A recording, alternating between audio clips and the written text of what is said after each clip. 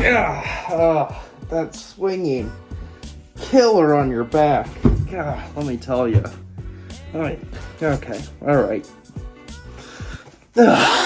Okay, fine, yeah, I'm giving away my secret identity, alright? I'm like the Iron Man version of Spider-Man. I just tell people. I am Iron Man. Nearly 1 year ago, I uploaded a video where I tried to review all the Tobey Maguire Spider-Man movies, but I left Spider-Man 3 out because I wanted to give it its own big video. Listen, I love it, but it's famously a mess of a movie. Anyways, that video was 11 months ago, and here we are, ready to finally do Spider-Man 3. So the history of Spider-Man 3 is rocky, to say the least. Sony had a lot of involvement in this movie, and they were really pushing Sam Raimi, the director, to do stuff that he did not want to do. There's a lot of stories about how Sony got way too involved, and I think the most famous fact from this movie that hasn't actually been confirmed, I don't believe, is that Sam Raimi purposefully made Venom really bad so that Sony would see that it was stupid to put him in the movie. Also, from what I can tell, this is the source that kind of backs up the claim, I guess. He said, "It's a movie that just didn't work very well. I tried to make it work, but I didn't really believe in all the characters, so that couldn't be hidden from people who love Spider-Man." I think people took this and ran with it that Sam hated Venom and he intentionally made him bad, but I don't think that's the case. It's just that he wasn't passionate about the character, therefore it didn't come out as good as it could have. Which maybe sounds viable for about 5 seconds, but then you realize it tanked his chance to do Spider-Man 4, which he was already writing and planning out. So no, I think it's safe to say he didn't intentionally make this movie bad. But with all the insane stuff that happens in this movie, there are a lot of great things too. So I'm gonna try my best to highlight the good and the bad as we go on this journey to break down Spider-Man 3. Let's start the movie. This could be the end of Spider-Man.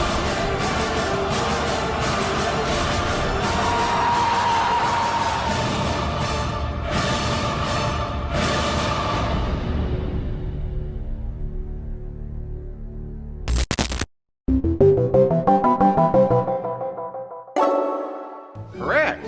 Good work, Miss Stacy. So this one starts off showing us that Peter's life is actually going great right now. Him being Spider-Man is really helping the city and people are appreciating it. His relationship with MJ is going great. He's getting good grades in school. Everything is going good for Spider-Man, which is pretty rare. We don't see that happen very often. And I actually think this is a great introduction to the movie because it sets up the dichotomy of how his life is going to be going in just a little bit. So far, no notes. I'm enjoying this introduction. As we should all remember from the last movie, Peter's best friend Harry Osborn now knows that he is Spider-Man. So when they see each other at MJ's play, they have a bit of a confrontation. I need to talk to you. Explain things. Tell it to my father. Raise him from the dead. And again, so far, I'm in. This makes sense for Harry to be acting this way. Peter just wants to explain to his friend that he didn't kill Green Goblin. Green Goblin killed himself, if you remember. And Peter just wants to reconnect with his friend. So then we cut to a short scene of Harry back at the Goblin Cave, coming out of that machine that gives him Green Goblin powers, and he looks pissed. Meanwhile, MJ and Peter are just, hanging out in the woods in a giant spiderweb, as you would do if you were dating Spider-Man. And during their conversation, a meteorite crashes behind them, and somehow no one hears it at all. It's like the least impactful meteorite slam I've ever seen in my life.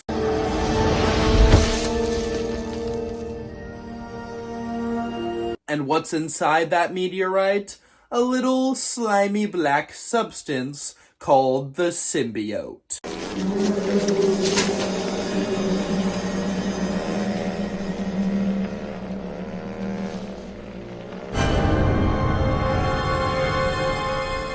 become of the symbiote? Well, you're gonna have to wait a long time because they just dropped the plot line for a while.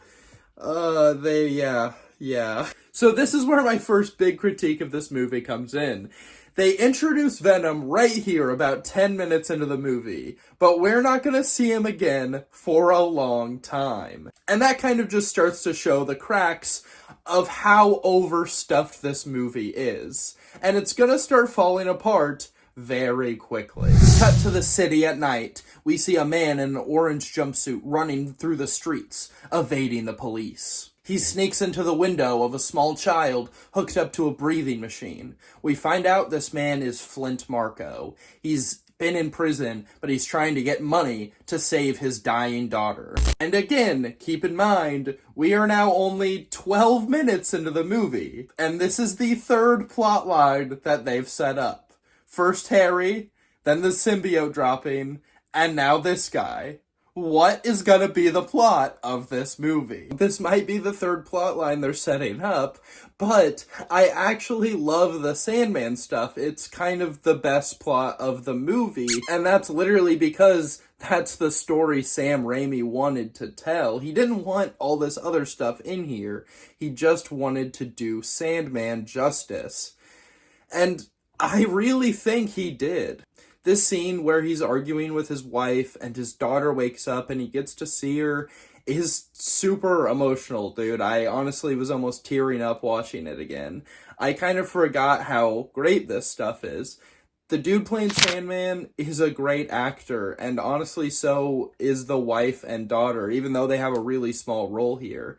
But these scenes are the ones that work most for me in this movie. But anyway, Flint has to go on the run again, and as he's being chased, he ends up in a super collider somehow. Yeah, he falls into this machine where they're like smashing atoms together, and right now there's nothing in it, it's just sand. So when he falls in and it gets turned on, his atoms combine with the sand. And now we get to watch one of the craziest scenes in any superhero movie, like, period, point blank. This is sick.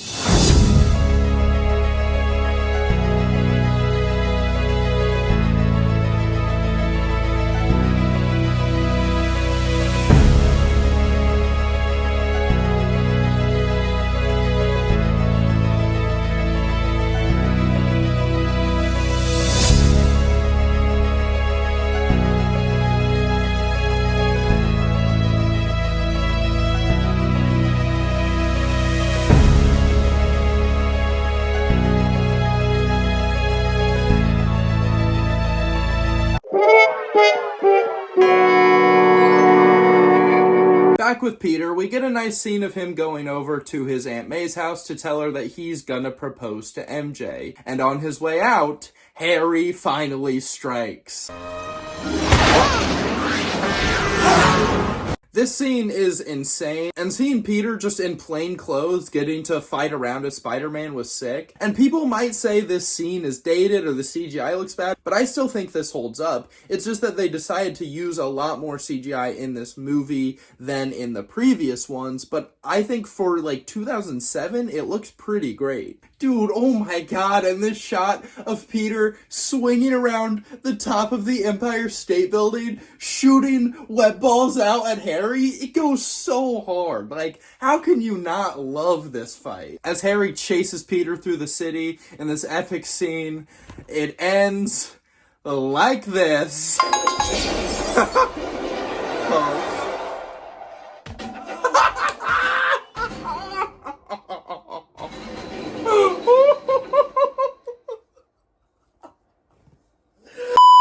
So funny every time, dude.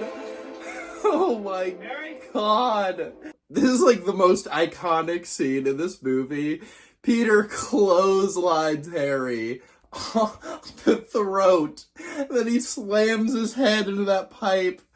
It's so brutal. And yeah, this leads to Harry getting a concussion and forgetting everything. So that problem is solved. So after Harry gets taken to the hospital, we get the scene that I mentioned earlier of Sandman turning into Sandman. And then we cut back to Peter and MJ, where MJ has come in and said that her show, her play, has gotten terrible reviews. And Peter is like really bad about helping her with that. He's not a very good listener. He just relates her problems back to him being Spider-Man. And then as soon as she mentions that the bad reviews she got remind her of the things her father used to say, he gets a call on the police scanner and heads out. I look at these words, and it's like my father wrote them. All cars in the vicinity of 54th and 6th Avenue, please report. Crane out of control. So downtown, an out-of-control crane has crashed into a building, and this is where we meet two new characters. One of them is Gwen Stacy, and one of them is Eddie Brock. Who are you? It's Brock, sir. Edward Brock Jr. I work at the Daily Bugle. And I'm dating your daughter. Famously played by Eric from That 70s Show. Eddie will be important, Gwen Stacy will not. Alright, let's move on. So as this crane is careening into the building, Spider-Man swings in to save the day. And save the day he does. And after the save, Spidey meets Eric Foreman. Eddie Brock, yeah. So Spidey meets Eddie Brock. He's the new photographer of Spider-Man for the Daily Bugle. So that's going to send us over to our main man, J. Jonah Jameson. Let's go, baby! Really like that shirt?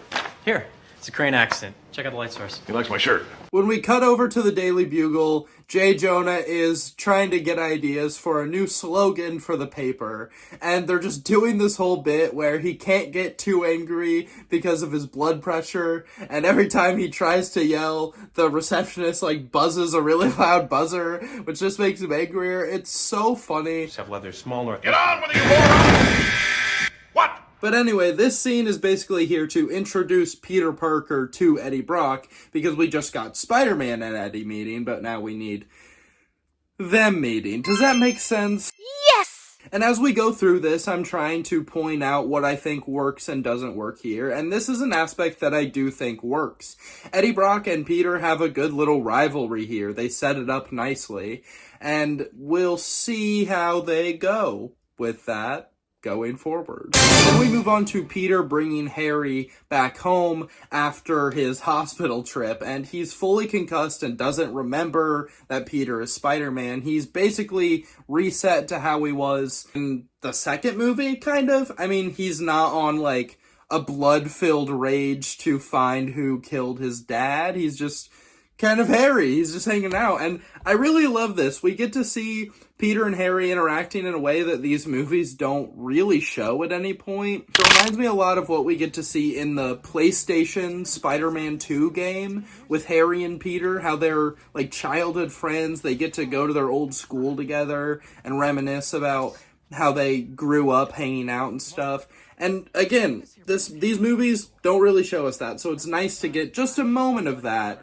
in this. Then this is the section of the movie that I feel things really start to fall off the rails a bit. So MJ finds out she's been fired from the play that she was in, and afterwards she goes to the big Spidey celebration day where they're giving him the key to the city. They have a small chat before he goes on stage, and Peter continues in being a dick, making everything about him, and not really caring about MJ's feelings at all. Spider-Man has arrived, and he does the worst thing that Peter Parker has ever done, and he doesn't even have the symbiote. Go ahead, lay one on me. Really? Yeah, they'll love it. No, Spider-Man, no!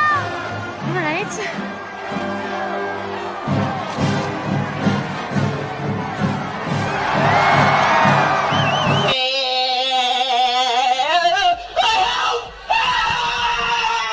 I can't believe he kisses another woman in front of Mary Jane. Blatantly, in front of the whole city. He knows she's there. He knows she's watching. And he's the one that encouraged it too. He said, go ahead, lay one on me. She said, are you sure?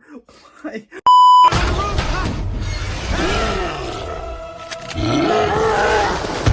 So as Sandman is attempting to rob this armored truck, Spider-Man swings in to save the day, and promptly gets his ass kicked.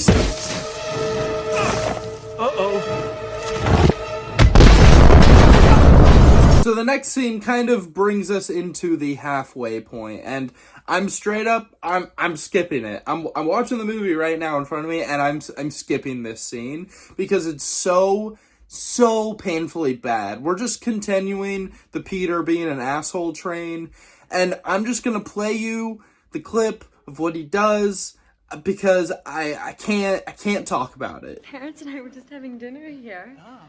Hello, I'm Gwen Stacy. This is Mary Jane Watson. Oh, it's so nice to finally meet you. Pete talks about it all the time. Oh? Gwen is my lab partner in Dr. Connor's class. He's something of a genius. I'd be completely lost without him. Which reminds me, Pete, if you've got a picture of my kiss with Spider-Man, could you bring it to class? Oh, she's in my science class. It's not her best subject. What? And then to make matters worse, we have another one of the worst scenes in this movie, probably in all three of these movies, in which Uncle Ben's death gets retconned. Now, if you don't know what retconning is, a quick explanation. Retconning is when you take an aspect of a character or a piece of lore from a previous movie and change it for the next movie. Basically, getting rid of any semblance of what was there before. And in this movie, they retcon Uncle Ben's death by saying that Sandman, Flint Marko, was actually there during Uncle Ben's death, and he, in fact, was the one who shot and killed Uncle Ben, even though we very much know it wasn't him. We all watched the first movie. It's not him. So why did they decide to do this? I don't know. And I can't tell you, and it's stupid. Peter spends the night relentlessly listening to the police scanner, waiting for any sign that Sandman is out there. But he falls asleep, and as he does, the symbiote comes out.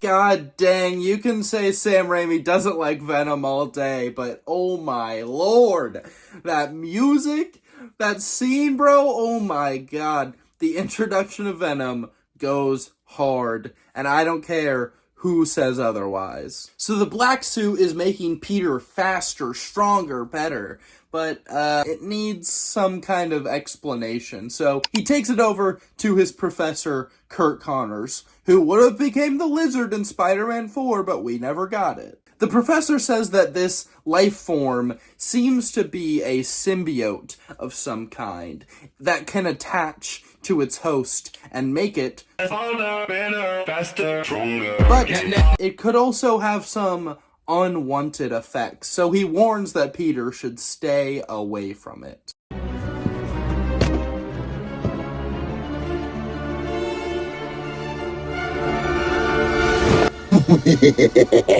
So Spider-Man tracked Sandman down to the sewers, and we have such an epic fight scene down here. Like, the ability of this movie to go back and forth between the stupidest thing I've heard in my life and some of the coolest fight scenes ever is actually crazy. But this sewer fight is good, man. The way he holds his face against the train here, and they're just slamming each other back and forth in between the two trains. Oh my god.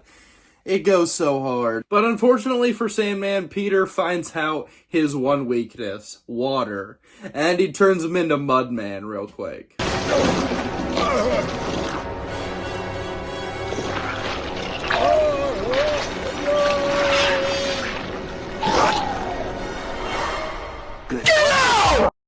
So this next part is a little confusing, and I kind of messed up at explaining it when I recorded this, so we're just gonna do this kind of rapid fire. So feeling lonely, Mary Jane goes over to Harry's to hang out with him for a while, and they end up sharing a kiss, which ends up leading to Harry getting his memories back. So he hatches his master plan to kidnap Mary Jane, even though he literally just was on a date with her. But he's gonna kidnap her, and he's gonna use her to get to Peter. So Harry makes MJ set up a meeting with Peter in the park, where she promptly goes and breaks up with him. All a part of Harry's master plan. Then Peter, feeling very depressed, goes to meet with Harry about the breakup he just went through, just to find out that it was actually Harry's fault. Well, that's why I asked you here, Pete. I'm the other guy. Alrighty, so everybody's clear what's going on? Alright, great. Back to the video. And then as Peter's leaving, this really weird, funny scene happens.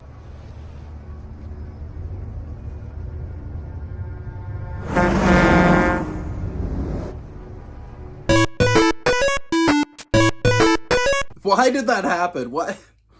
Why did Harry disappear? That was so weird. Also, look at that scene again. Look at the guy behind Harry. He, looks down like Harry just hidden under the table or something. He looks back like, huh? Where'd that guy just go? He just disappeared. So after going back to his apartment and stewing for a while, Pete has had enough. He's pissed. So he throws on the black suit and he heads over to Harry's mansion to throw hands.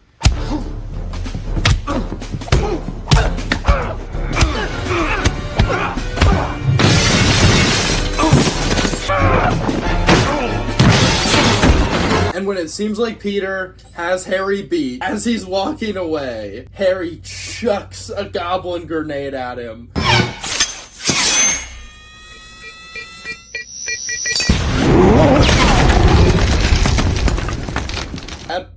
That's awesome. That was awesome. It's cool. This whole scene between Peter and Harry is awesome. And again, why do we keep going back and forth between the coolest scenes ever and then the lamest shit ever? It's making me so mad. While he's walking down the street, he overhears some people talking about the new picture of Spider-Man in the newspaper and how they're scared of him and they used to like Spider-Man.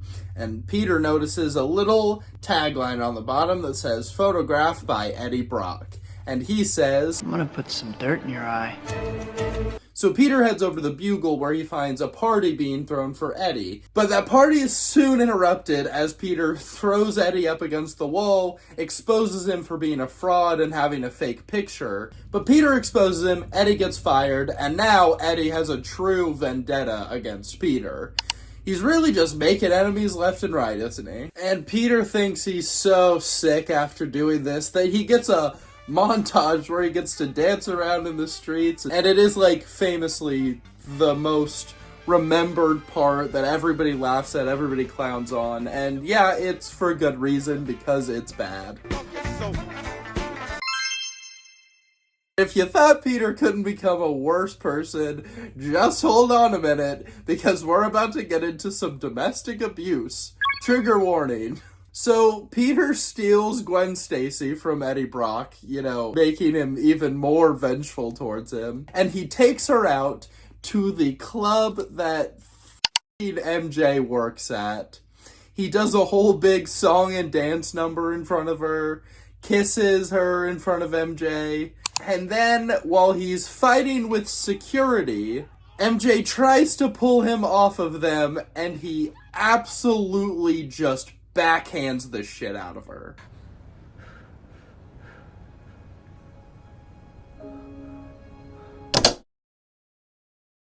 Alright, so straight up, the rest of this movie is just a rush to the climax, so let's get going. Peter decides that after he slapped Mary Jane across the face, he should probably try to get rid of the suit. So he goes to the top of a church where a bell is tolling to try and rip it off. He realizes that the sonic vibrations are destroying the suit, so it helps him get it off. But below, Eddie Brock is praying that Peter Parker will die. And meanwhile... Eddie Brock is praying to God that Peter Parker will die. So as the symbiote is being ripped off of Peter's body, it falls down the church onto Eddie Brock, who now has the Venom symbiote.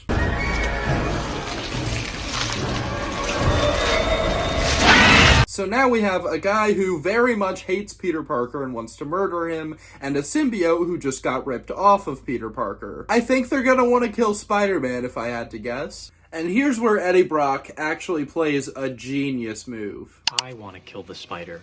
You want to kill the spider. Together, he doesn't stand a chance. Interested?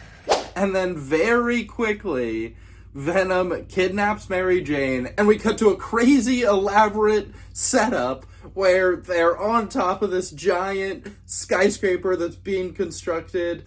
They have Mary Jane webbed up in a taxi at the very top. They had like 5 minutes to think of this plan. Like, this ending is so rushed, it's insane. And meanwhile, Harry's also seeing the news, and he gets a pep talk from his butler to go help. So Spidey swings in to save Mary Jane. He fights Venom. He falls down. Sandman comes out. He fights Sandman. But then Venom comes back. And then Venom's holding his neck down against a girder as Sandman punches his fist down on Peter. But just when it seems like Spider-Man can't take anymore, Green Goblin flies in to help. So very cleverly, Harry is able to take down Sandman with fire. When they superheat him, he turns to glass and he starts breaking. It's actually a really cool detail, and they go on to use that in the Spider-Man 2 PlayStation game, which I mentioned before. But anyway, Sandman might be knocked down, but Venom is still here, unfortunately. So now it's time for a face-to-face Spider-Man versus Venom fight.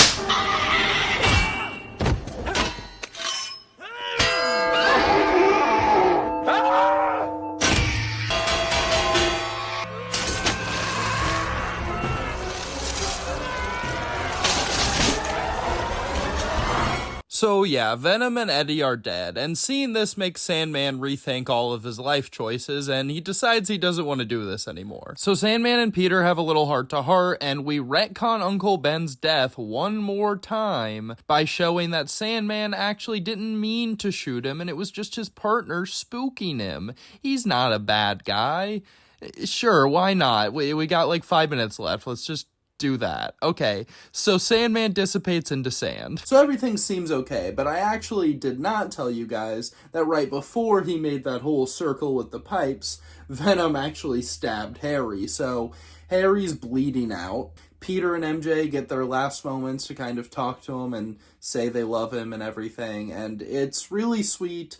But it does suck that Harry had to die. I mean, come on, he's a great character. And he just started getting back to being friends with Peter. Seeing those two work together, like, on equal ground as superheroes is the coolest thing in this movie, and we get about 5 minutes of it. And that is the end of Spider-Man 3.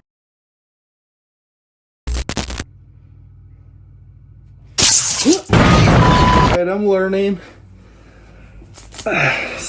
Still gotta work on the landing. What's up, guys? Listen, overall thoughts, I don't think this thing is a bad movie by any stretch of the word. I think it's a pretty good movie, but it suffers from a lot of pretty big problems.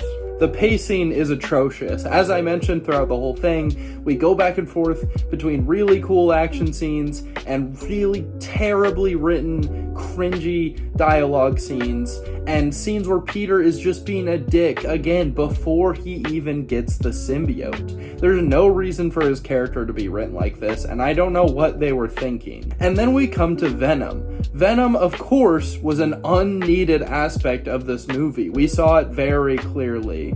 Now, like we talked about at the beginning, Sam Raimi doesn't love Venom, he didn't necessarily want him here, but I don't think he did this on purpose. I think it was truly just the consequence of having a movie mostly written, and then a studio asking you to shoehorn in a character that didn't need to be there. I think the Harry and Sandman stuff in here is great. It follows up on the third movie perfectly. I don't even mind the Harry gets amnesia plotline, and like I said earlier, I really love Sandman's storyline, but it just gets all bogged down by the fact that we have to do Venom also. Other than that, this movie did have some really, really great fight scenes that I love, and are like some of the top tier all-time favorite Spider-Man fights. But if I had to give this movie a number rating and comparing it to the first two, I think this movie is a very apparent 5 out of 10. It's definitely the most mid of the 3 Tobey Maguire movies. But with all that said, we did it. It's finally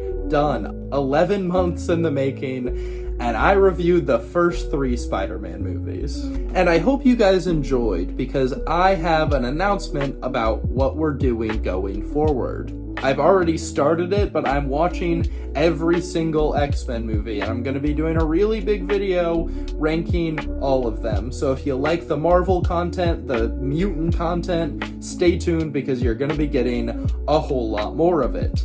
And past that, I would like a goal for this channel to be that I have a review for every single Spider-Man movie.